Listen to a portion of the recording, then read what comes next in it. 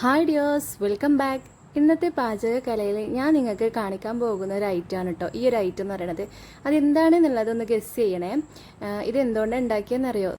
Suspense ഇട്ടിട്ടൊന്നും കാര്യമില്ലെന്ന് അറിയാം, കാരണം തമ്മിൽ കണ്ടിട്ടാണല്ലോ നിങ്ങളുടെ ഈ വരവ്.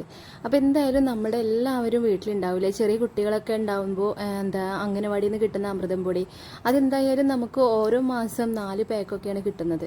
അപ്പോൾ മക്കൾ തിന്നിട്ട് എന്തായാലും ഈ ഒരു പൊടി തീരില്ല. അപ്പോൾ പിന്നെ നമുക്ക് ഇതുപോലുള്ള ഐറ്റംസ് ഒക്കെ ഉണ്ടാക്കിയിട്ട് ഒന്ന് ട്രൈ ചെയ്ത് നോക്കാം. നല്ല ഹെൽത്തി ആയിട്ടുള്ള പൊടി തന്നെ ആയതുകൊണ്ട് നമുക്ക് എല്ലാവർക്കും ധൈര്യമായിട്ട് കഴിക്കാൻ പറ്റുന്ന ഒരു അടിപൊളി സ്നാക്സ് ആണ് കേട്ടോ.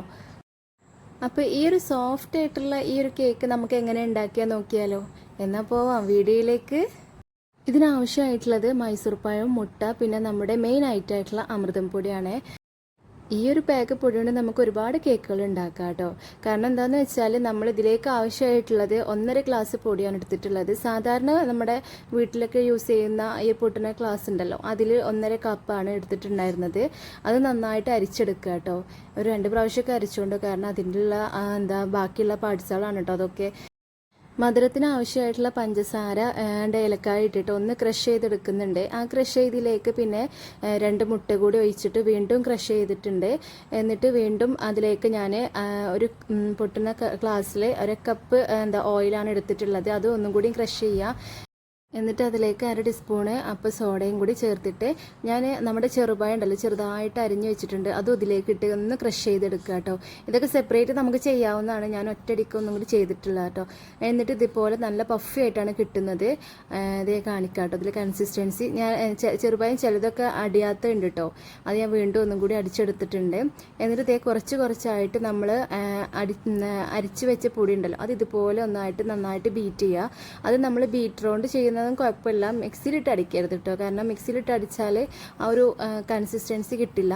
എന്നിട്ട് ഞാൻ ഗ്യാസുമ്മ ഇതുപോലെ പഴയൊരു ചട്ടി വെച്ചിട്ട് അതിൻ്റെ മുകളിലായിട്ടാണ് കേട്ടോ ഈ ഒരു പാന് വെച്ചിട്ടുള്ളത്. അതിലേക്ക് ഞാൻ കുറച്ച് നെയ്യ് ഇങ്ങനെ തൂവി കൊടുക്കുന്നുണ്ടേ. ആദ്യം ഞാൻ ആ ചട്ടി ഒന്ന് ചൂടാവാൻ വേണ്ടിയിട്ട് ഫുൾ തീയിലിട്ടിട്ടാണ് കേട്ടോ വെച്ചിട്ടുള്ളത്. നമ്മുടെ പഴയ ചട്ടിയോ അല്ലെങ്കിൽ വേറെ എന്തെങ്കിലും പാത്രം അടിയിൽ വെച്ചിട്ട് അതിൻ്റെ മുകളിലായിട്ട് പാൻ വെച്ചാൽ മതി. ഞാൻ എൻ്റെ കയ്യിലൊരു പഴയൊരു ചട്ടി ഉണ്ടായിരുന്നു, അതുകൊണ്ടാണ് ഞാനത് എടുത്തിട്ടുള്ളത്. കേക്കിൻ്റെ മുകളിലായിട്ടൊന്ന് ഡെക്കറേറ്റ് ചെയ്യാൻ വേണ്ടിയിട്ട് ഞാനിതുപോലെ നമ്മൾ കാഷ്യൂനട്ട് ഒന്നിങ്ങനെ ജസ്റ്റ് ക്രഷ് ചെയ്തെടുത്തിട്ടുണ്ട്. എന്നിട്ട് ഇതേ പാൻ ചൂടായി വരുമ്പോൾ ഈ ഒരു മാവ് നമ്മൾ അതിലേക്ക് ഒഴിച്ചു കൊടുക്കുക കേട്ടോ. എന്നിട്ട് മുകളിലായിട്ട് നമ്മൾ ആ ക്രഷ് ചെയ്ത കാഷ്യൂനട്ട് ഒന്നും കൂടി സ്പ്രെഡ് ചെയ്ത് കൊടുക്കുക. കുറച്ച് നമ്മൾ കൂട്ടി വെച്ച മാവ് കുറച്ച് നേരം ഇങ്ങനെ ഹോൾഡ് ചെയ്ത് വെച്ചിട്ട് ഒരു 5 മിനിറ്റ് വെച്ചിട്ട് വേണം കേട്ടോ ഇതുപോലെ ഒഴിച്ചു കൊടുക്കാൻ. എന്നിട്ട് ഒരു 5 മിനിറ്റ് കഴിഞ്ഞതിന് ശേഷം നമ്മുടെ അടിപൊളിയായിട്ടുള്ള സോഫ്റ്റ് ആയിട്ടുള്ള കേക്ക് ഇവിടെ റെഡി ആയിട്ടുണ്ട്. ജസ്റ്റ് ഡിപ്പ് ചെയ്യുമ്പോൾ തന്നെ കണ്ടില്ലേ, അത്രയ്ക്ക് ഭയങ്കരമായിട്ട് ഉള്ളിലേക്ക് അങ്ങനെ പോവാട്ടോ. പക്ഷെ ഇത് വേവാത്ത പ്രശ്നമൊന്നും ഉണ്ടായിട്ടുണ്ടായിരുന്നില്ല. ഞാൻ ഇനി ഉള്ളു അങ്ങനെ വെന്തിട്ടില്ല എന്ന് വിചാരിച്ച് കുറച്ചുകൂടെ വെച്ചിട്ടുണ്ടായിരുന്നു. എന്നിട്ട് ലാസ്റ്റ് എടുത്ത് ഇതുപോലെ ഒന്ന് അങ്ങോട്ട് കമഴ്ത്തി കൊടുക്കുക. അപ്പോൾ ഇതേ ബാക്ക് ഓക്കെയാണ്, നമുക്ക് ഫ്രണ്ട് ഓക്കെയാണെന്ന് നോക്കാമല്ലോ. ഇതേ അടിപൊളിയായിട്ടുള്ള സോഫ്റ്റ് ആയിട്ടുള്ള കേക്ക് ഇവിടെ റെഡി ആയിട്ടുണ്ട്. ഇത് നമ്മൾ ബനാന അമൃതം പൊടി കേക്ക് എന്ന് വിളിക്കാം കേട്ടോ, കാരണം ഇത് ബനാനയുടെ ടേസ്റ്റ് കൂടി ഉള്ളതുകൊണ്ട് നല്ല ടേസ്റ്റ് ആയിരുന്നു. കാരണം അമൃതം പൊടി ഒറ്റക്കാണെങ്കിൽ പോലും ഇതുപോലെ ചെയ്താൽ മതി. പക്ഷെ അമൃതപ്പൊടിത്തിൻ്റെ ആ ഒരു ടേസ്റ്റ് ഇഷ്ടമില്ലാത്തവർക്ക് നമുക്ക് ഈ ബനാനയും കൂടി മിക്സ് ചെയ്യുമ്പോൾ അതിൻ്റെ ടേസ്റ്റ് ഒന്നും കൂടെ ഫ്ലേവർ ഒന്നും കൂടി വരുമ്പോൾ നല്ല ടേസ്റ്റാണ് കേട്ടോ കിട്ടുന്നത്. അപ്പോൾ എന്തായാലും നിങ്ങളൊന്ന് ട്രൈ ചെയ്ത് നോക്കണേ. കാരണം ഇതിൽ നമ്മൾ ബനാന യൂസ് ചെയ്യുന്നില്ലെങ്കിൽ പോലും ഈ ക്വാണ്ടിറ്റീസ് തന്നെയാണ് കേട്ടോ എല്ലാം എടുക്കുന്നത്. ഞാൻ ബനാന യൂസ് ചെയ്യുന്നതിന് ജസ്റ്റ് ഒരു ഫ്ലേവറിന് വേണ്ടി മാത്രമാണ് യൂസ് ചെയ്തിട്ടുള്ളത്.